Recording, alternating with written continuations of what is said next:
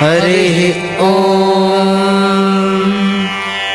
नमामि दूतं रामस्य सुखदं च सुरद्रमम् पीनवृत्तमहाबाहुं सर्वशत्रुनिवारणम् नानारत्नसमायुक्तकुण्डलादिविराजितम् सर्वदाभीष्टदातारं सतां वै दृढमावहे वासिनं चक्रतीर्थस्य दक्षिणस्थगिरौ सदा तुङ्गाम्भोधितरङ्गस्य वातेन परिशोभिते नानादेशगतैः सद्भिः सेव्यमानं नृपोत्तमैः धूपदीपादिनैवेद्यैः पञ्चखाद्यैः स्वशक्तितः भज